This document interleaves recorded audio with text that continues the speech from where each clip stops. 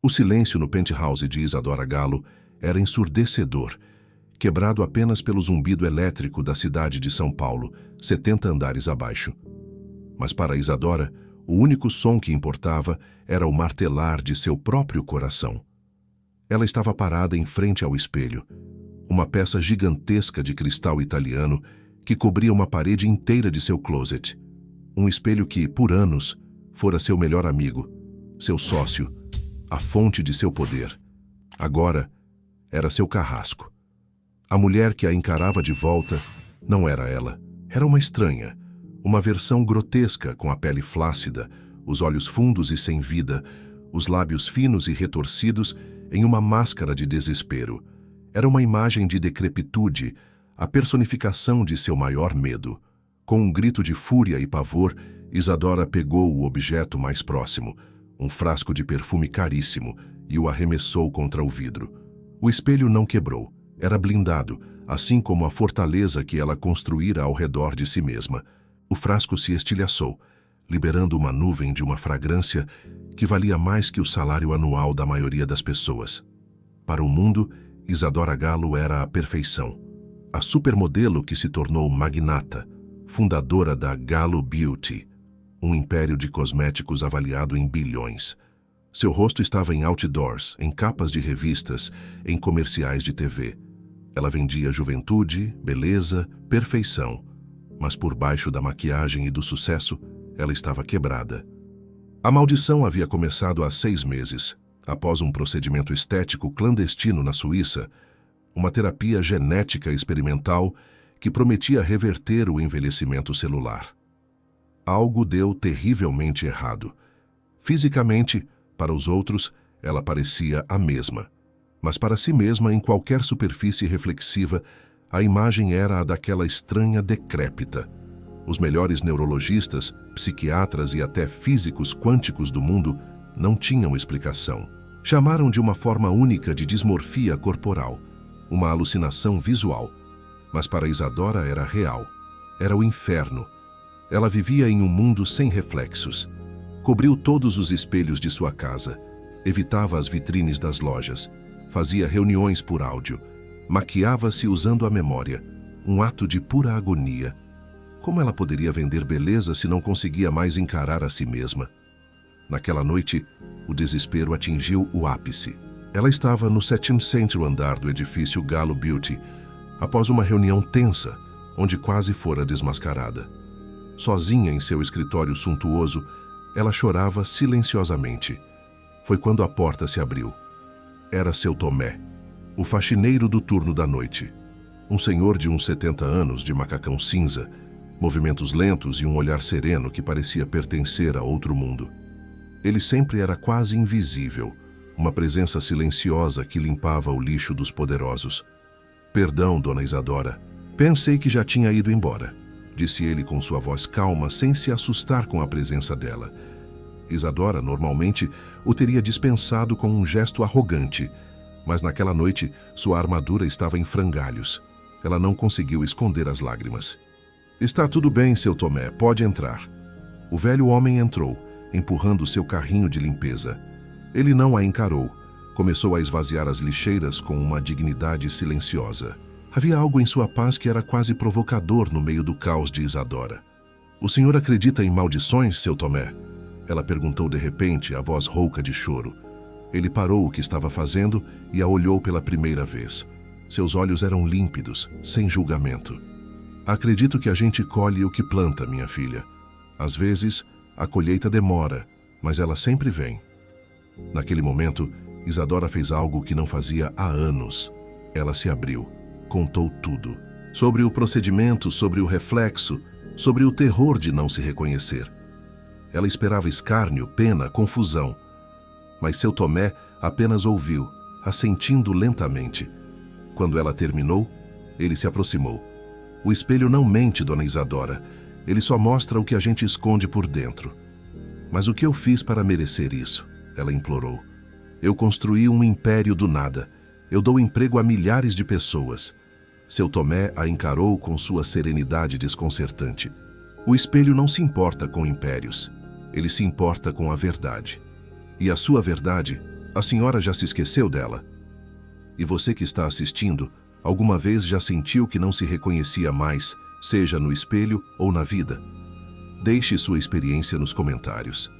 A pergunta de seu Tomé pairou no ar, mais pesada que o perfume caro que impregnava o ambiente.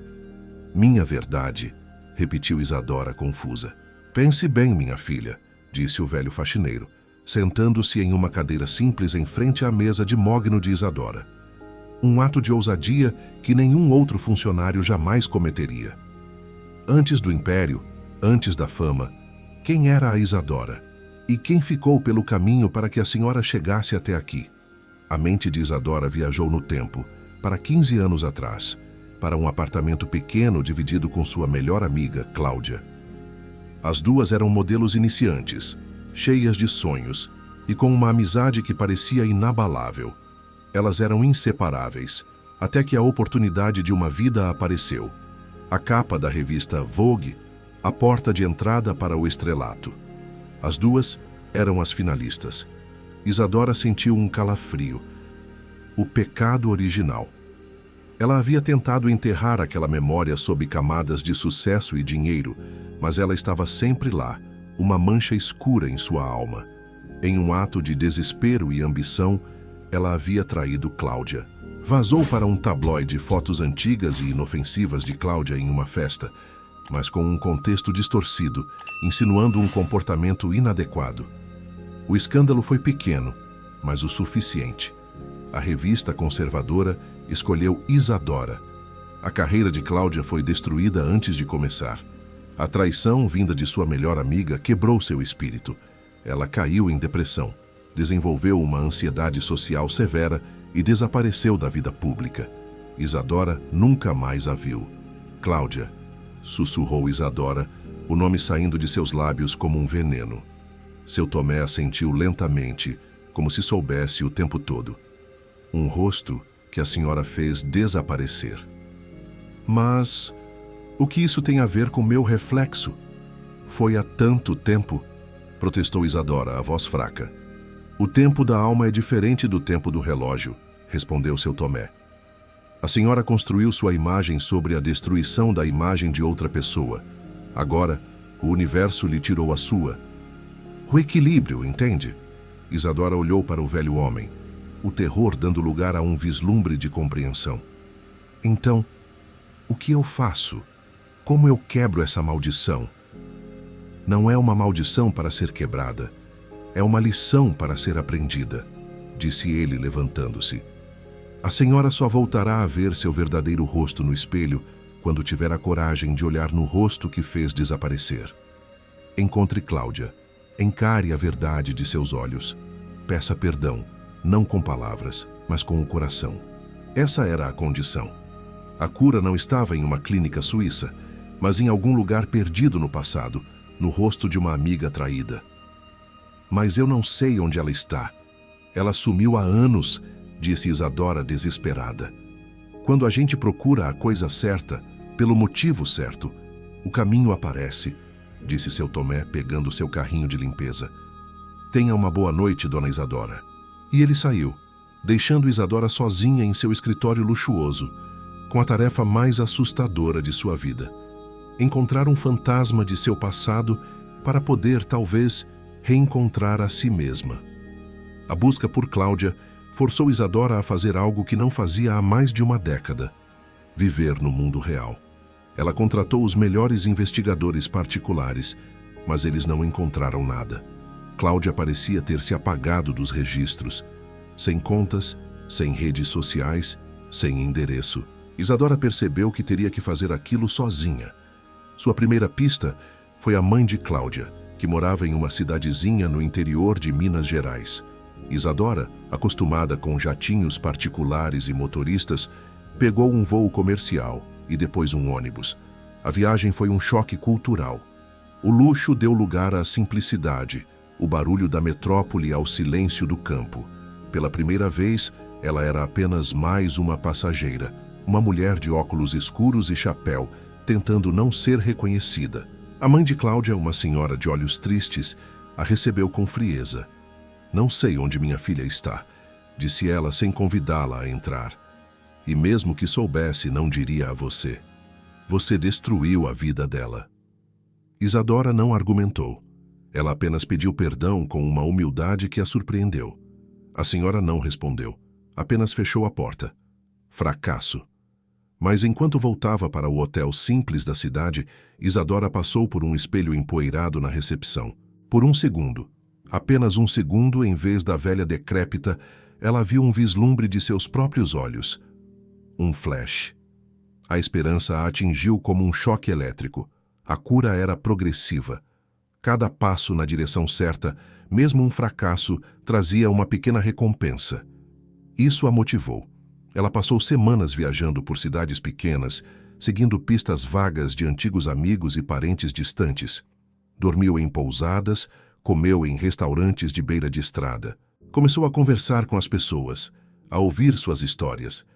A magnata da beleza, que só falava de tendências e lucros, agora ouvia sobre colheitas, sobre a dificuldade de pagar as contas, sobre a alegria de um neto que nasceu.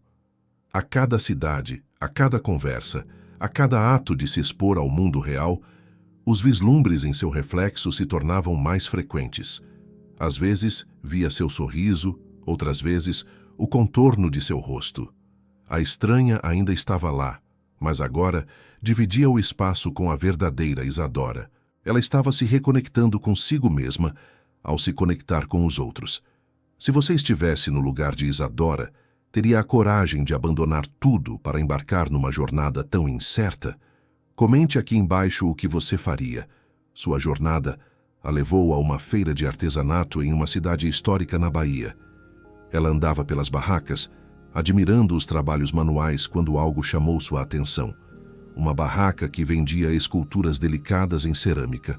As peças tinham uma beleza melancólica, uma força frágil que a tocou profundamente.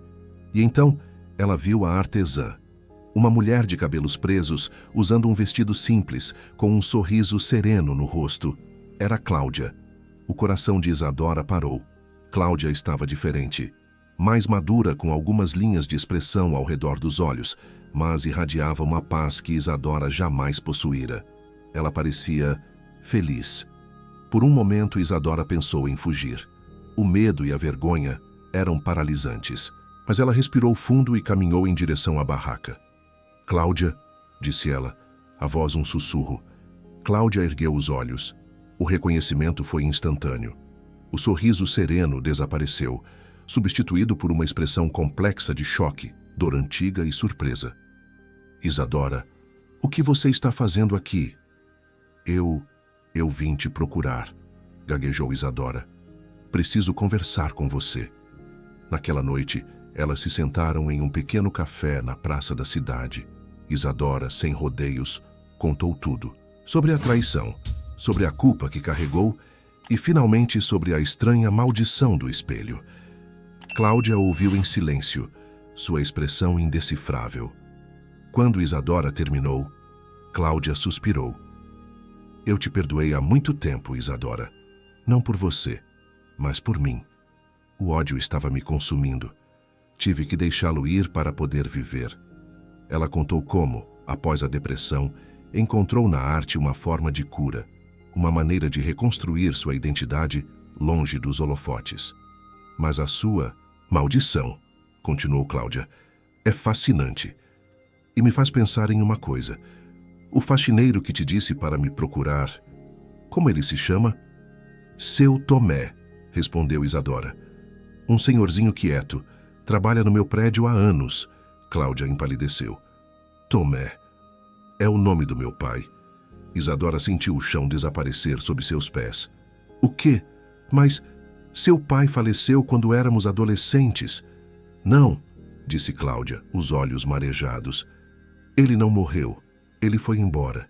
Não aguentou a pressão da cidade grande e nos deixou. Eu nunca mais o vi. Minha mãe inventou a história da morte para diminuir a vergonha. O plot twist era avassalador. Seu Tomé, o humilde faxineiro, o guia espiritual de Isadora, era o pai que Cláudia pensava estar morto. Ele se candidatou ao emprego na Gallo Beauty não por acaso. Ele foi para lá para ficar perto da mulher que havia destruído sua filha, não por vingança, mas de alguma forma para observar, para esperar. Talvez em seu coração de pai, ele sempre soube que um dia Isadora precisaria de redenção. Ele esteve lá o tempo todo, sussurrou Isadora chocada, observando, esperando.